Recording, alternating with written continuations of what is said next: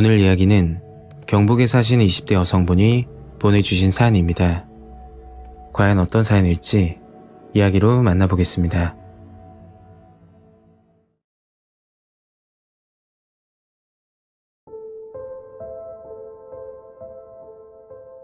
지금부터 하는 이야기는 1년 전쯤 경북 김천에 사시는 고모가 겪은 충격적인 이야기입니다. 혼자 사시는 분들은 더욱 조심하시길 바랄게요. 고모는 김천에서 작은 미용실을 운영하고 계셨고 개인적인 사정으로 원룸에서 혼자 살고 있었습니다. 40대 후반인 나이인데도 불구하고 고모는 30대로 보일 만큼 관리를 잘하시는 편이었죠. 저는 머리 손질도 할 겸 혼자 지내는 고모가 걱정이 돼서 가끔 시간이 나면 고모 집으로 놀러가곤 했습니다.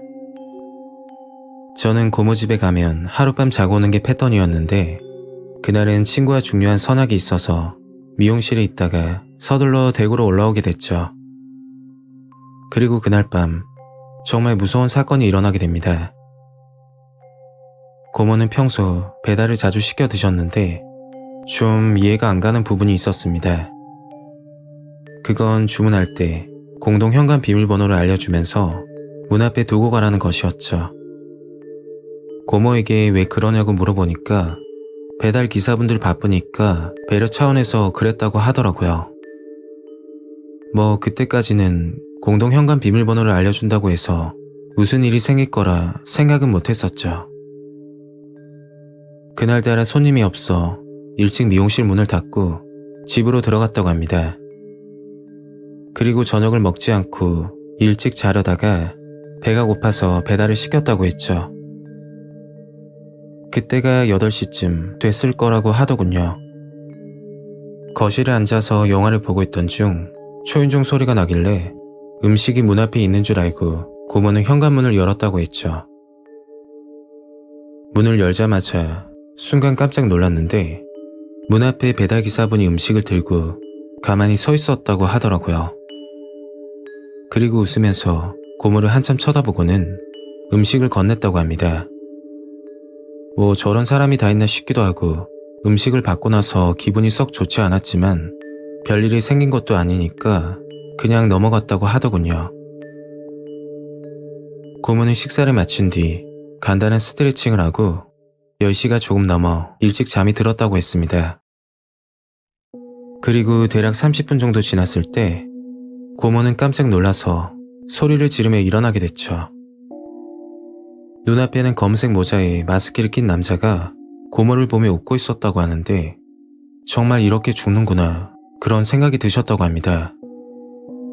무섭기도 했지만 여기서 벗어나야 한다는 생각이 들어서 고모는 현관으로 도망가려는데 그 남자가 주방에 있던 가위를 집어들고 고모에게 무차별 폭행을 가했다고 하더군요. 밤늦게 집안에서 시끄러운 소리가 나니까 아랫집 주민이 경찰에 신고를 하게 됐고 그 남자는 현장에서 검거되었다고 했습니다. 소식을 듣고 부모님과 함께 곧장 병원으로 갔고 고모는 팔과 목 부분에 가해로 베인 자상과 폭행으로 인해 이마 부분이 심하게 부어 있었죠. 결국 전치 2주 진단을 받았는데 외적인 상처도 그렇지만 정신적으로 느낀 공포감이 너무 커서 정신과 치료까지 받아야 된다고 하더군요. 그리고 그 남자가 고모 집에 침입하게 됐던 정말 충격적인 사건의 내막을 알게 됐죠. 저도 이야기를 듣고 나서 한동안 아무 말도 하지 못했습니다. 그 남자는 고모 집 맞은편에 살고 있는 이웃집 남자라고 하더군요. 맞은편 건물에서 보면 고모 집이 잘 보이는 구조였고 망원경으로 고모 집을 지켜보고 있었다고 합니다.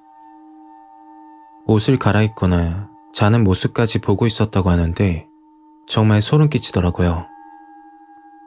그리고 더 섬뜩한 사실은 그날 밤 고모 집에 음식을 배달했던 남자와 이웃집 사는 남자가 친구 사이라고 하더군요.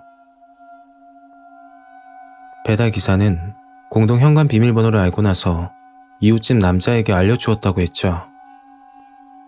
그리고 고모 집에 불이 꺼진 걸 확인하고 나서 현관 비밀번호를 누르고 원룸 옥상으로 올라간 뒤 난간을 넘어 베란다를 통해 침입했다고 했습니다. 그 남자는 15년 전쯤 주거에 침입해 성폭행을 시도하려다 집행유예를 받은 전과가 있었는데 그럼에도 불구하고 징역 1년 4개월을 선고받았다고 하더군요. 이 사건을 겪고 나서 고모는 정신적 충격으로 많이 힘들어하고 계십니다. 김천에 운영하던 미용실도 그만두게 되었죠. 과거 전과가 있음에도 처벌이 너무 약해서 이런 사건들이 더 자주 일어나는 게 아닐까요? 만약 그날 밤 아랫집 주민이 신고를 하지 않았다면 고모는 정말 위험해졌을지도 모르겠습니다. 오늘 이야기는 여기까지입니다. 구독과 좋아요 잊지 않으셨죠? 다음 영상으로 또 뵐게요. 감사합니다.